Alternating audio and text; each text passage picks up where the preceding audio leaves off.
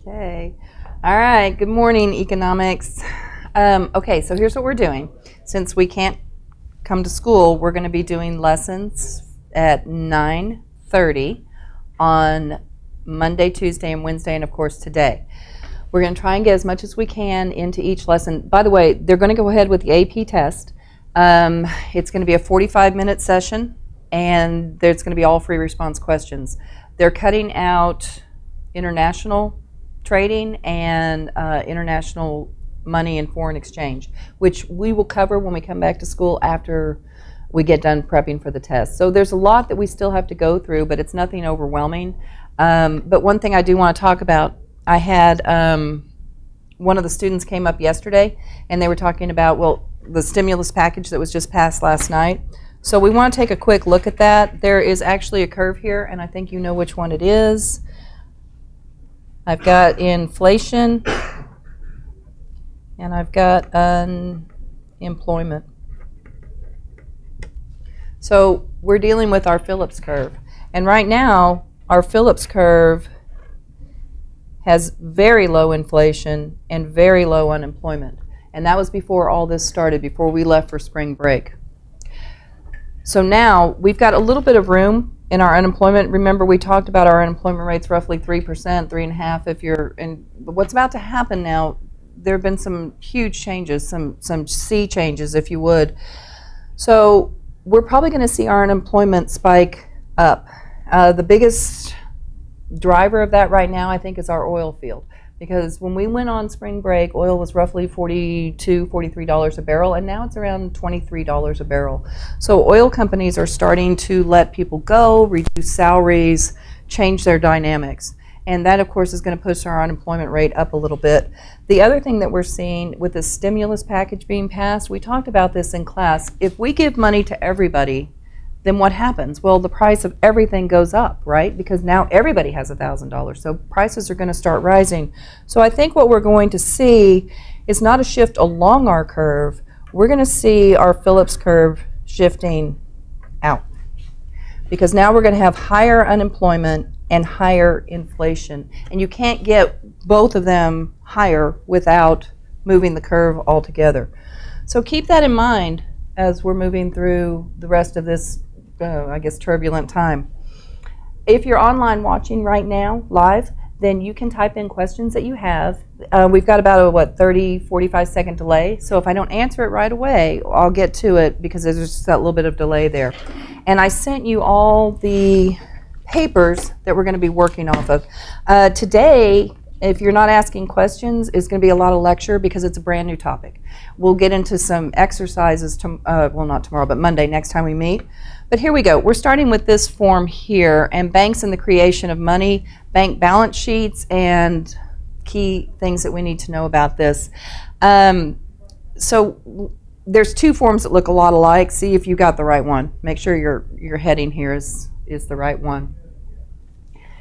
So generally, one of the questions is, where does money come from? And of course, the answer is going to be, well, the government prints it. Well, yes and no. The government does print money, but if you go back and look at Zimbabwe, that's not we don't want the government just handing out money. We need to make money move through our system. And we do that by being employed and also taking out loans and giving money to the bank. So here we go. Banks, we call it creating money. And what happens is they make their money by lending money out. Remember, interest is the price of money. So when they're lending money out, they're getting paid an interest rate, and that's the price of money. So banks like to lend out their money. They don't want to keep anything sitting stagnant. So we're going to say by lending out deposits. So the question is, where do those deposits come from? Well, they come from you, and they come from me, and they come from your parents putting money in the bank. That's where this comes from. So hand in glove with lending out deposits is what we call our money multiplier. All right. They can lend the money out multiple times, and I know this is a little bit confusing, but let's just shift to the back of the paper. It should be blank. You should have a blank page right there. And we're going to start at the very beginning. The Federal Reserve Bank sets our monetary policies. They're the ones that are going to tell banks how much they can lend out, how much they have to keep on reserve.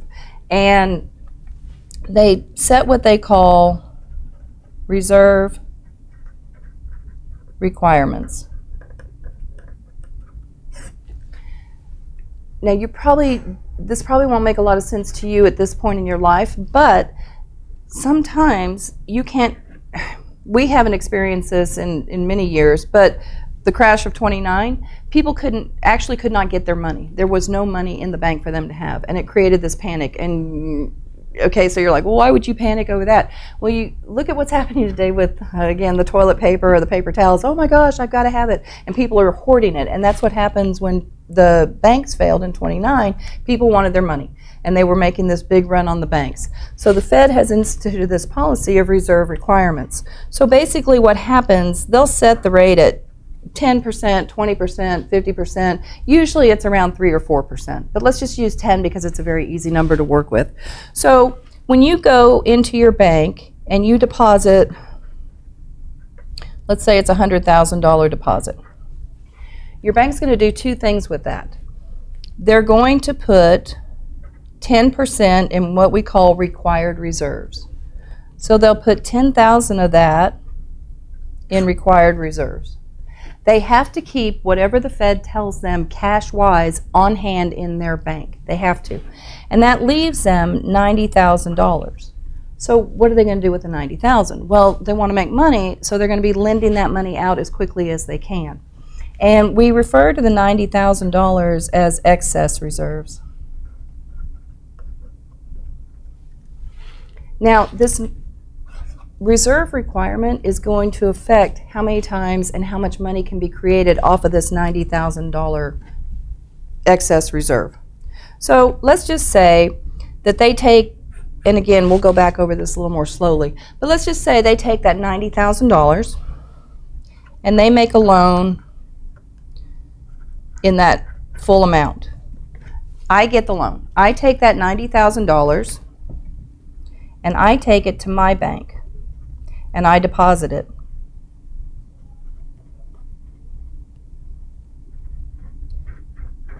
Well, my bank says, yay, there's 90,000 new dollars. Except not really, because the reserve requirement is going to force them to put 10% of that away, and they're going to have $81,000 to lend out.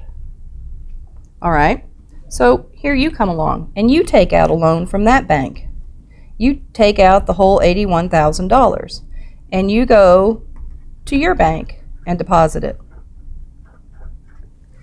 Well, your bank is going to say, we're going to have to put away our required reserves. Oh, good heavens, math in the morning. And we're going to lend out the rest. And so on and so on and so on. So what started with a deposit of $100,000 turned into a $90,000 loan for me, turned into an $81,000 loan for you, is going to turn into a $72,900 loan for the next person, and so on and so on and so on. So you can see where the money is created from one simple deposit, because you can make multiple loans out of this money. So our money multiplier, basically, the easiest way to think about this, and it's going to sound really simplistic, but how many times does my reserve requirement go into 100? I wrote percent, but it should just be 100. So if we have a reserve requirement of 10%, 10 goes into 100 10 times. That's my money multiplier.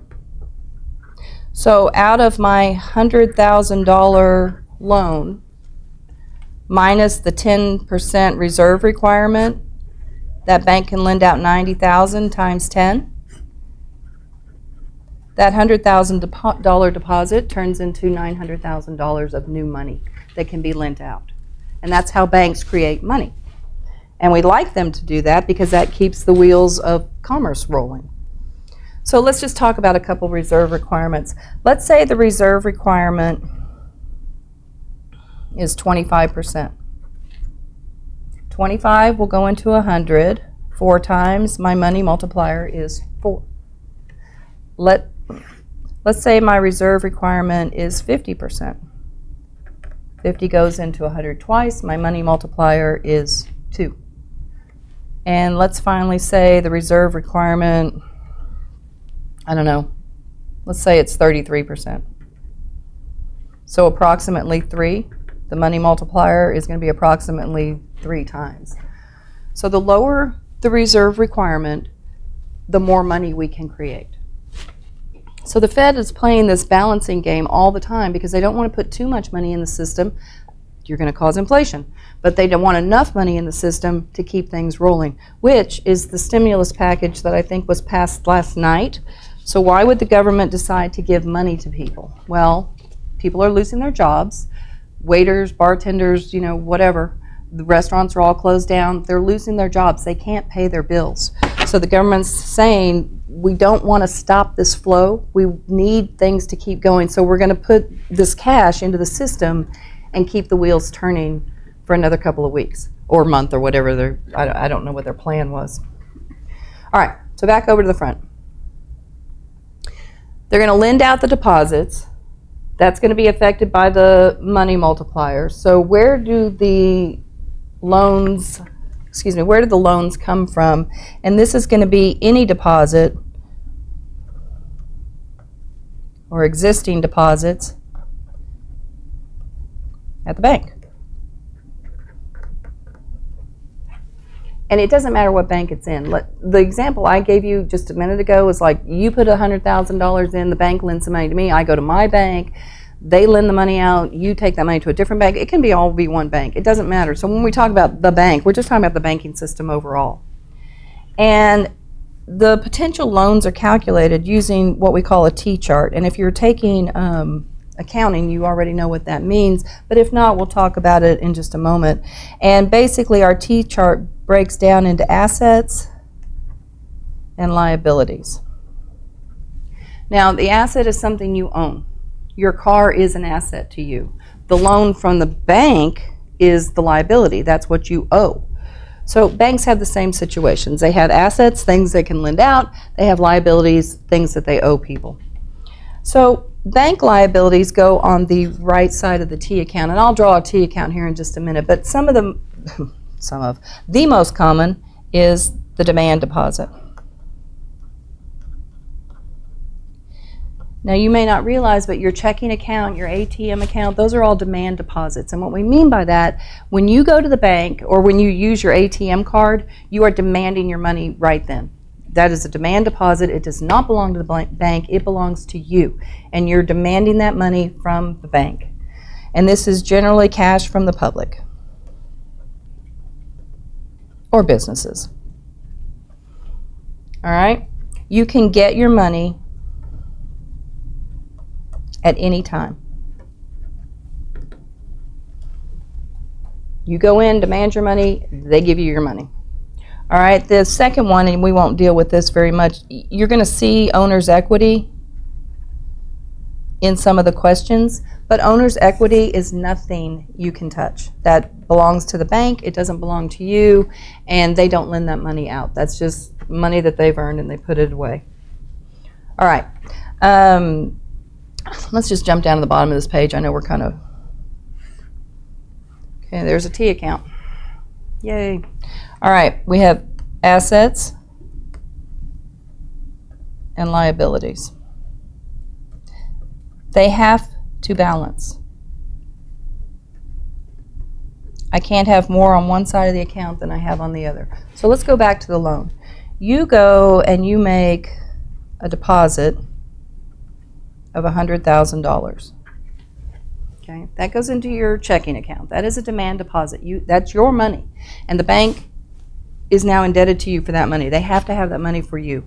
But what they do, they take this money and they break it into their assets in reserve requirements. Let's just say our reserve requirement is 10%. So they put $10,000 in reserve requirements, and the rest goes into excess reserves. And you'll notice 90 plus 10 equals 100. I'm balanced on both sides of my statement here. Now, when they decide to make a loan, there's step one. Let's say they decide to loan all that $90,000 out. Now we move from excess reserves goes to 0 and loans goes to $90,000. So again, all they're doing is making a transformation in their balance sheet. That is an asset to them. Whoever has that loan owes them the money. All right, we're going to shift over to, hang on one sec. And I'm hoping you were able to download these. If not, just copy them on whatever paper you've got. So here we go. Here's a bank T-chart. Bear with me just one sec. Okay, and again, we're going to go back to the $100,000 that's been deposited in the demand deposit. 10% required reserve puts $10,000 here, $90,000 here. Okay. Now, if they have a loan from another bank or a loan from the Federal Reserve, that's a liability. We don't deal with that too much at this level in economics, but it's a big issue for banks. Loans to customers and other banks, again, that pulls the money from excess requirements into these loans. So they're just shifting money on that one side of the account. Government securities are bonds that they owe, and we need to talk about this in great detail, and we will in just a minute. And then real and physical property, the building, the equipment, the computers, whatever. That all belongs to the bank. So let's talk about, oh, I'm sorry, I overlooked owner's equity. So when people start businesses, they put their own money into them, and that's this owner's equity. That's their paid-in capital. And that belongs to the owner of the business. So they set that aside on the on the liability side. All right, let's talk about the Fed. So the Federal Reserve Bank has a number of tools at its disposal to try to control, their directive is to control inflation. And it's not an easy thing to do. So let's talk about one of their weapons, their Federal Open Market Committee.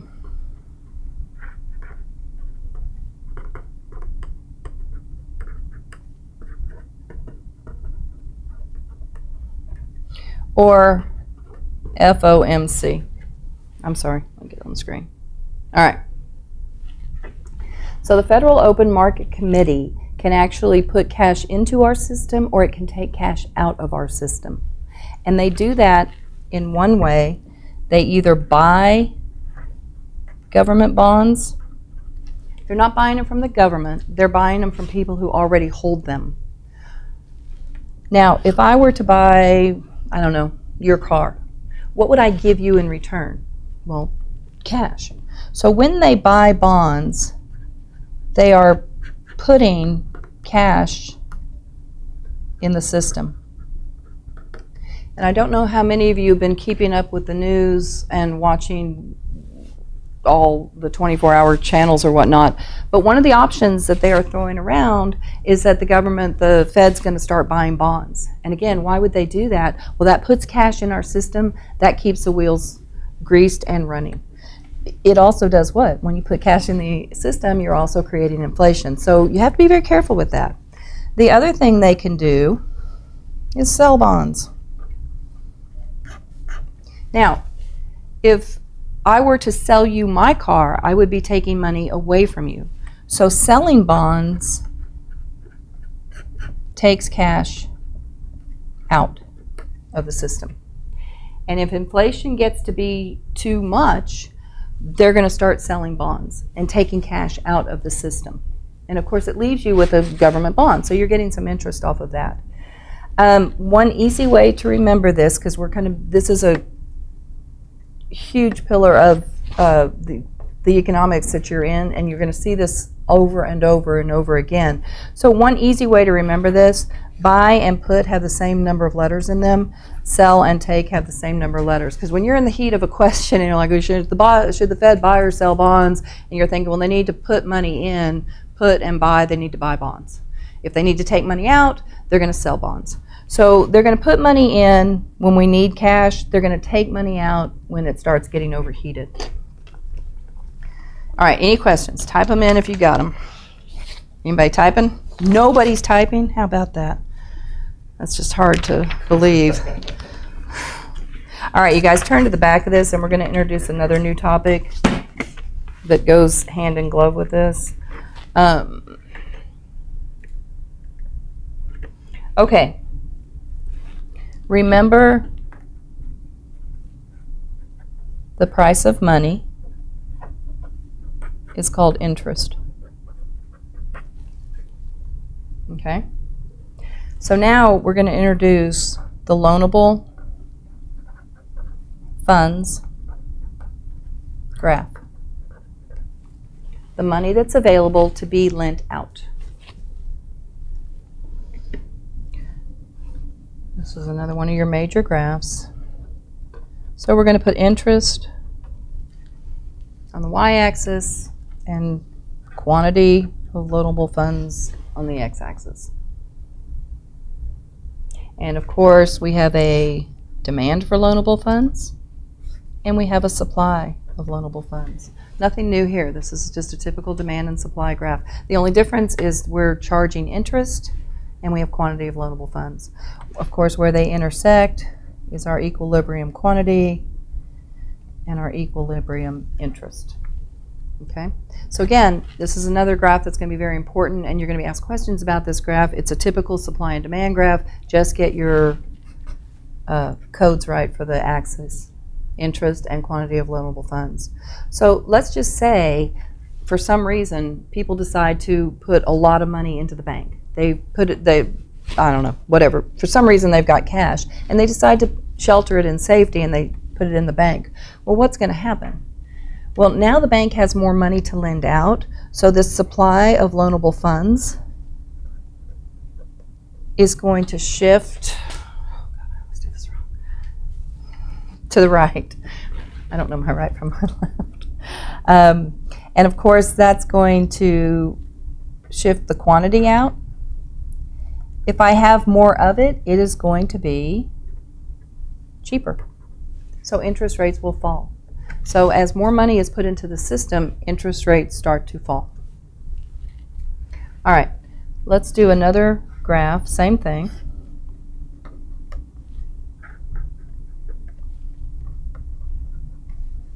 I've got my demand, I've got my supply, I've got my equilibrium, and I've got my equilibrium. All right. Look at today's scenario. What's happening? People are losing their jobs, businesses are shutting down, rent's due, food still has to be on the table, people need money and they need it desperately. So what's happening? The demand for loanable funds is increasing. We need short-term loans to get over this crisis. So what happens? Well, the quantity shifts out, right? But what's happening over here that's way more important? Our interest is shifting up. And again, you go right back to the inflation. So the more money that's lent, the more money that's demanded, the higher our interest rate is going to start going. And that's where you get into inflation, and that's where you get back to the Phillips curve where we started today. All right, let's move on. Give me just 1 second. Summary of items to know. This looks very similar to the first sheet we started with today, so make sure you've got the right one. Still nobody asking anything. You guys talk all the time. It's weird, nothing today. And I know they know how to type. I know, right? They do. Better? Okay. All right. So here we go. Summary of the bank balance sheet. Again, that is the T account. Liabilities include demand deposits.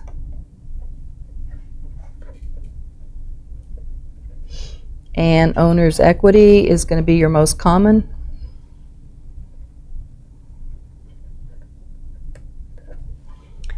The assets to the bank are the required reserves. You will see it from here on out, RR, required reserves. Excess reserves,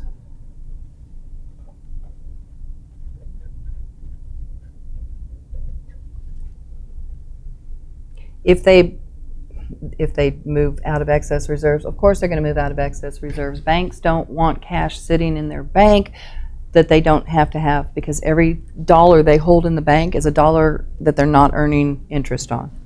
They want to move their product, and their product is money. So they'll move from excess reserve to loans. They also have properties, and they also have securities sold by the Fed. So again, if the Fed wants to put money into our system, what are they going to do? Put is to buy. They're going to start buying bonds out of these banks. If they want to take money out of the system, they're going to start selling these bonds.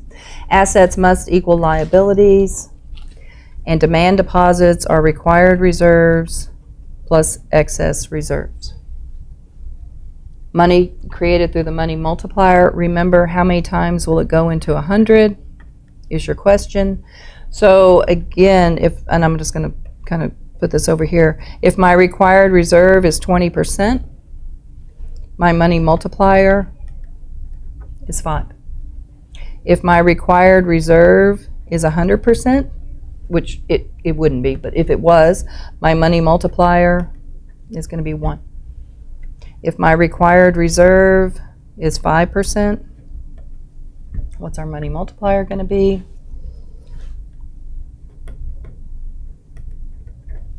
We're really going to move money through the system with that. We're really not going to move it through the system with a required reserve of 100%. Okay. Money supply is affected from cash from people. We call this M1. There's M1, there's M2, and there's M3, and they're just very, it's just different liquidities of the money. Excess reserves times the multiplier is loans, and that's new money. And again, that's how we create money. The Fed buying bonds, if they're buying, they are putting money in the system. I'm a little bit out of room here.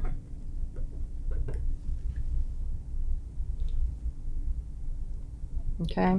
Now, if the Fed buys bonds from people being you and me, if we own treasury notes, treasury bills, treasury bonds, and we decide to sell them back to the Fed, then we take that money and we put it in the bank in a demand deposit, which what? Creates more money, because now the bank can lend it out. If the Fed buys bonds from banks, they're taking them out, they're taking them out of the assets of the bank. Okay? And we don't get into the accounting part of that too much, but you'll see a couple questions where you'll notice that.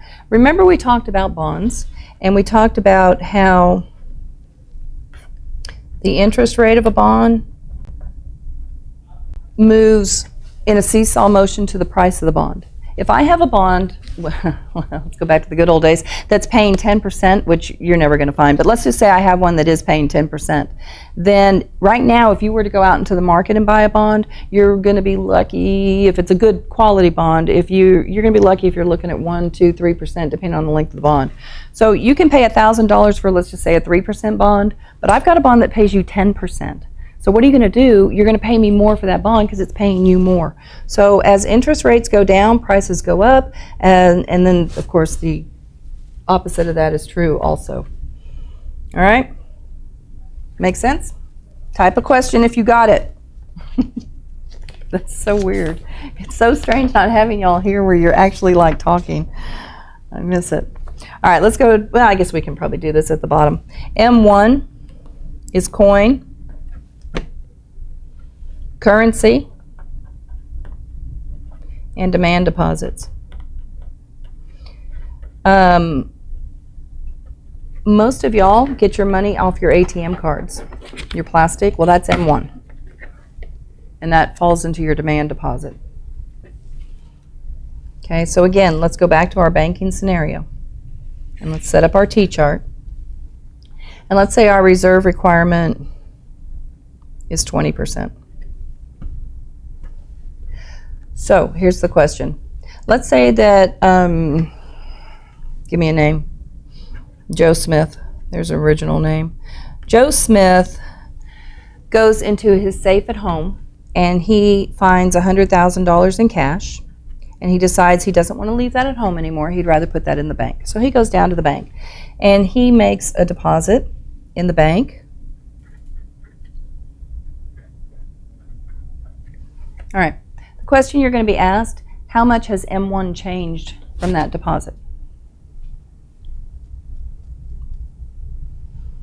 Well, has it? Look at M1. M1 is currency and it's demand deposits. Well, he had the currency and all he did was turn it into a demand deposit. M1 hasn't changed at all. But what has changed? Well, the future of that money. Because now the bank's going to take that $100,000, they're going to put required reserves of $20,000 and excess reserves of $80,000. And now what's going to happen? Well, the bank is not going to hold this $80,000. They're going to lend it out as quickly as they can. Again, they want interest on their money. So what's going to happen is now the supply of money, M1, again, let me restate that. M1 has not changed at all. All he's done is change from currency to demand deposit. But the money supply is going to change. Because when this was currency in his safe at home, no one was lending that out. But now the banks have $80,000. With a required reserve of 20%, my money multiplier is 5. And now the money supply has increased $400,000. So by taking that money out of his safe over to the bank, he has created a money supply with this reserve requirement scenario the way it is of $400,000. But again, what they're going to ask you, how much did M1 change? And M1 didn't change at all. Make sense? Got a question? All right. All right, I think, and we're going through this rather quickly since there's no conversation. What do we have, 13 minutes? About right. About right? Okay, thanks. So what I want to shift to then real quick is the loanable funds graph. Now you're going to have to sort through your papers just a little bit, but I want to get some practice. I want to get you some practice with this. So this is the paper we're going to, the loanable funds market. We'll come back to the ones that I'm skipping over, but since we're talking about loanable funds, I want to get to this graph with you.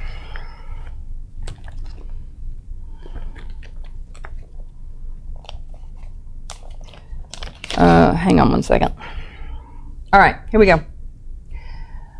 For each of the following, draw a correctly labeled graph of the loanable funds market, and in equilibrium, there's always the point for the graph itself, and then based on the scenarios, tell what's going to happen. So here we go. Show how an increase in household saving would affect the real interest rate. In economics, when we're talking about household saving, we're talking about money at the bank. Remember, you can do two things with your money. You can spend it, you can save it. If you spend it, it's gone. If you save it, it becomes a bank asset and they can lend it out. So that is what they're talking about when they say this. So we have interest and quantity of loanable funds, demand of loanable funds, supply of loanable funds, equilibrium quantity, equilibrium interest.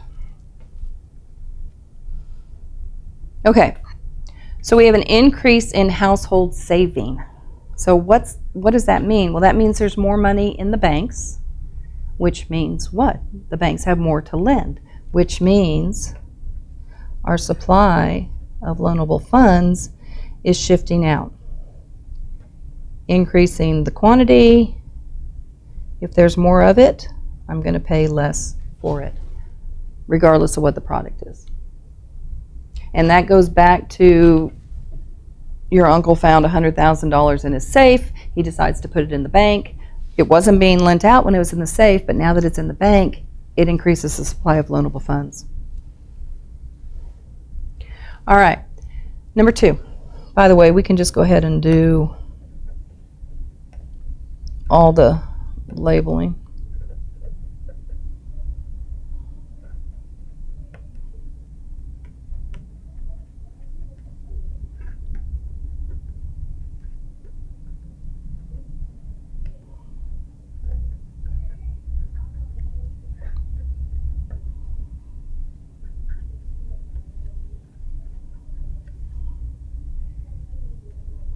please don't skip this step when you're on the exam. There's always a point for your graph, just your parent function. And it's an easy point. Interest, quantity of loanable funds, demand, supply, equilibrium, equilibrium. Easy, easy, easy, easy. Don't leave that point on the table. All right, how would an increase in gross private investment affect the real interest rate and the quantity of loanable funds? When we're talking about private investment, we are talking about not the government. It doesn't mean your private investment. It means the consumer's private investment. And go back to cigarettes are bad. We have, let me jump up here real quick. We have consumption, investment, government, exports, and imports. So when they're talking about private investment, they're talking about IG, the investment of the nation. And again, not government investment. That's a whole different issue, and we'll talk about that in a little bit. We're not ready for it yet. So private investment is IG, which goes right into our circular flow model, and it's a big deal. The more private investment we have, the more what? The more factories, the more plants, the more equipment, the more people get hired.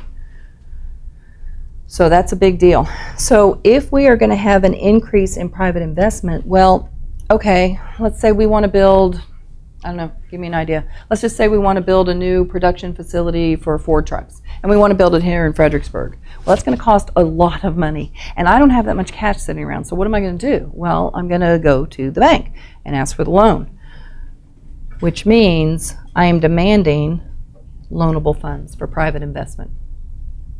Well, once that demand is made, the quantity is going to shift out, but what else is going to happen? The price is going to shift up. Makes sense? There's less of it, demand goes up, price goes up, quantity goes up. Everybody good with that? Questions? Still none. Wow, okay. Okay, try 3 and 4 on your own. Let's take a couple minutes and think what's going to happen. The impact of a decision by private, public, and foreign sector to reduce borrowing. And then on 4, if there's a capital outflow, what does capital outflow mean? Money is leaving our system. Now, it may be going into savings, private savings at home. It may be going into foreign exchange markets. We don't know, but it's leaving our system. What happens to the market for loanable funds? All right, take a minute, and then I'll put the answers up in just a moment. I don't have freeze on the camera, so I'm going to take the whole paper away while you're working on it.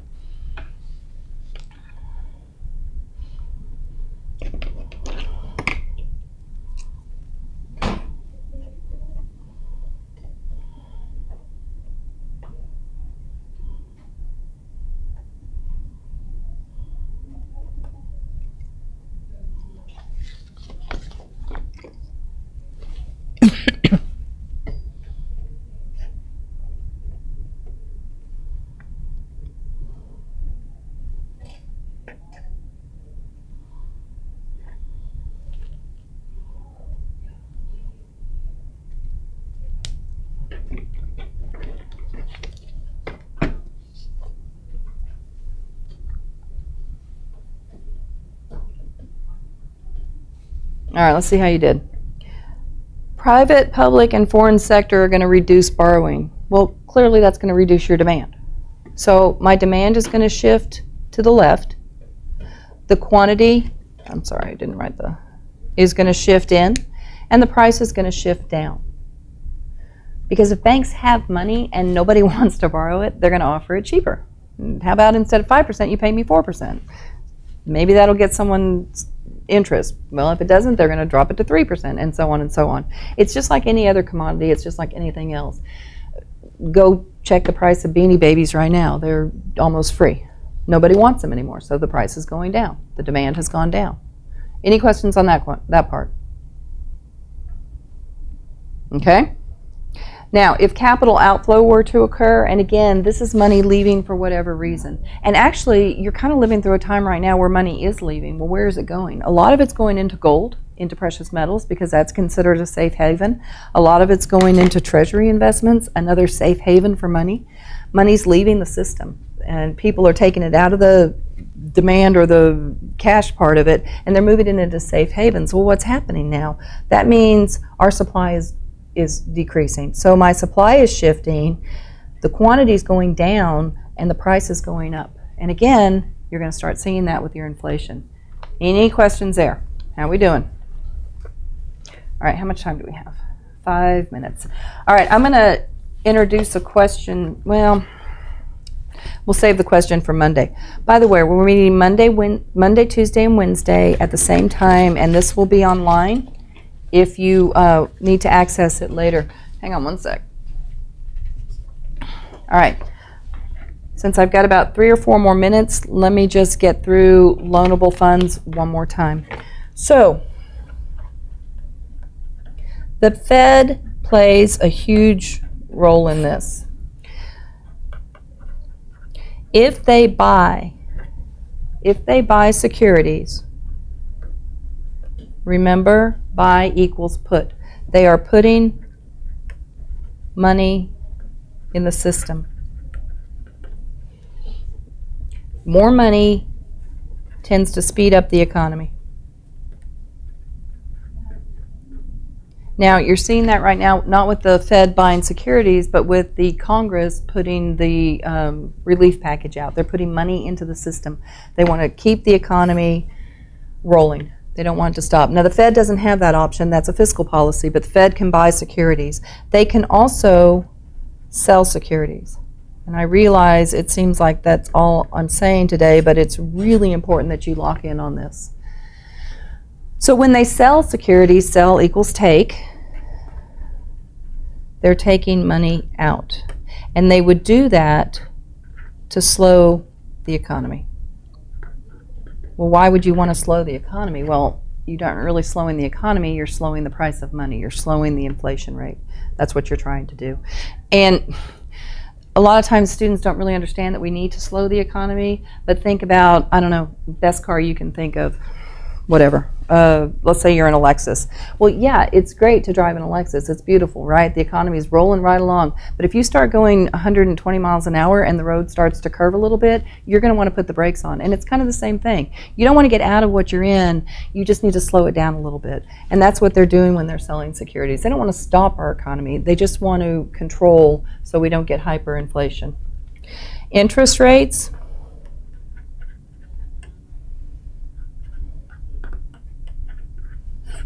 Again, that is the price of money. So when you go to take out a loan, you're going to be quoted an interest rate. That is the price of money. And I keep saying tomorrow, sorry. Monday, we're going to talk about the difference between a 30-year mortgage and how much you're paying and a 15-year mortgage and how much you're going to pay. And the difference is significant. When you're borrowing money for a long time, the banks get a lot of interest out of you. The other thing that we're going to close on is please, please, please, if you're ever getting ready to buy a house and the banker offers you an ARM, an adjustable rate mortgage, please call me, find me at the nursing home, and I'll tell you why you shouldn't do that. Okay, I think we're out of time. I think that's it. Yeah? All right, you guys have a great weekend. There's no homework. There's no assignment that goes with this. And I will see you on Monday. Monday, we'll start getting into some more exercises where you're actually working a balance sheet. But go back and review the terms over the weekend. Have a great weekend. See ya.